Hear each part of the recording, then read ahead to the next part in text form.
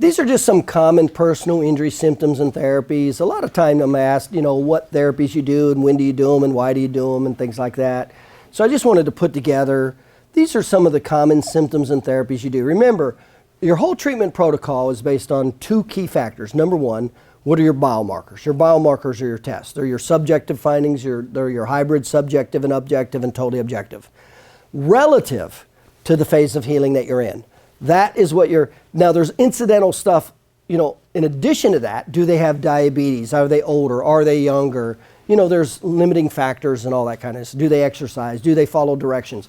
So there's a lot of peripheral stuff, but the absolute core of your treatment recommendation is your therapeutic, your biomarkers relative to your 3 phases of healing, period. That's it. That's the core of why you do what you do, and you need to be able to explain it that way. It's all science-based. It's not your opinion.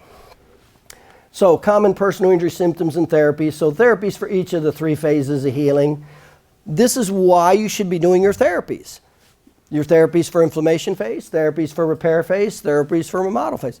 I'll just tell you, I'm going to give you a very generic statement right now of why you should be doing therapies. Well, the first and the third are easy. What kind of therapies should you be doing for the pain and inflammation phase? Pain and inflammation therapies. Anti-pain and okay, right? So that's the first phase. The second phase, and the third phase easy. The third phase is easy. What's the remodel phase? The remodel phase is your therapies are to increase strength and elasticity. That's the remodel phase. Your repair phase, your therapies are to increase active and passive range of motion. Active, passive, and joint motion. That's what your therapies are. Now these are generic. These are just very good generic ways of thinking about the 3 phases of healing. So my therapies in the inflammatory phase are going to be decreased pain, inflammation, and typically muscle spasms. In the repair phase, it's typically going to be that, whatever exists in that category that still exists, plus now I'm going to start moving them into, as I can, into the active, passive, and joint motion therapies for the collagen and the neural effects. Then as they move into the remodel phase, my therapies are going to shift over into the strengthening and the elasticity therapies. That's your therapeutic protocol. That is why you should be doing the therapies you should be doing and when you should be doing them. And all of it is based on you finding them, doing the right test, doing sensitivity testing, relevance testing, doing hybrid tests, understanding the difference between a hybrid, objective, and subjective test. But that's what it's based on. That's what you should be, how you explain what you do. That's why you do what you do. So the common symptoms in the chiropractic office, pain and inflammation, muscle spasms, restricted motion and active, passive, and joint. Sometimes you can have tingling or numbness or loss of strength or loss of elasticity. Those are the common symptoms that you'll see in the low impact. So what are some common pain therapies?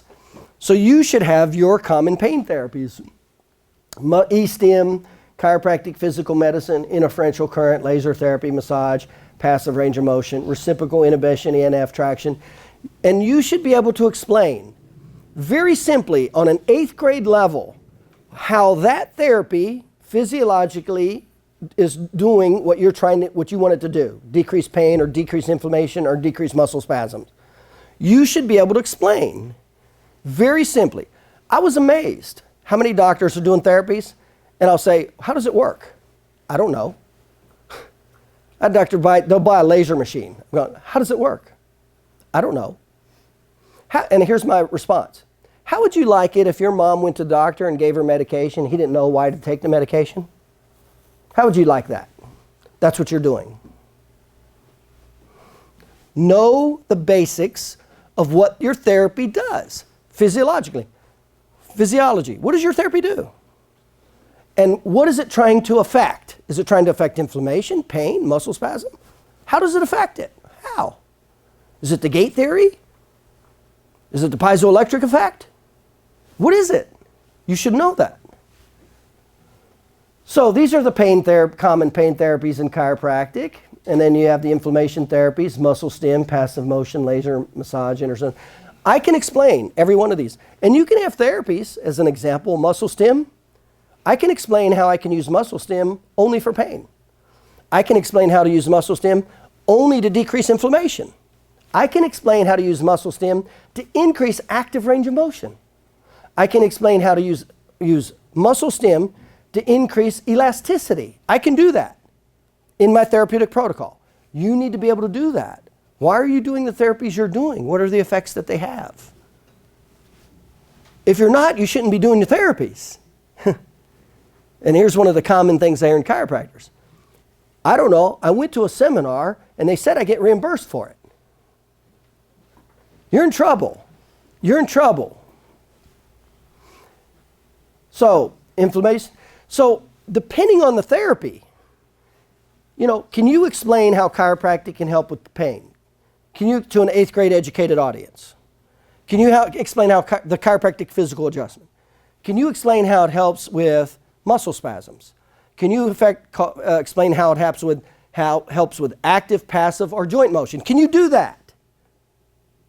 You need to be able to do it or you shouldn't be using the therapy. And that's what your therapeutic protocol is based on. It's based on your biomarkers. Okay?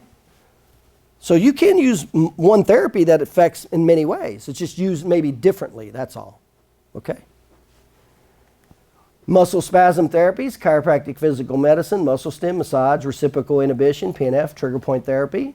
Restricted motion therapies, chiropractic physical medicine, intersegmental traction, massage, reciprocal inhibition, PNF traction. Loss of strength, resistive therapy bands, active resistance. Loss of elasticity, chiropractic physical medicine, intersegmental traction, reciprocal inhibition, PNR, massage traction. Those are the absolute most common. Here you go. Here you go, right up here.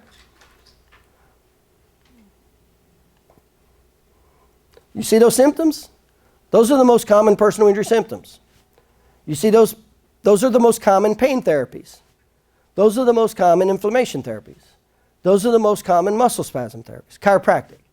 Those are the most common restricted motion therapies. Those are the most common loss of strength therapies. Those are the most common loss of elasticity therapies. You get my point? Okay? Now that doesn't mean you do all of them, but you should have in your office a protocol for pain and inflammation and muscle spasm. What therapies or what do you do for that? Because that's what you're going to see.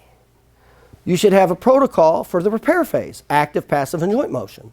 What's your protocol for that? You should have a protocol for increasing strength and elasticity. What are your therapies or what's your protocol for that?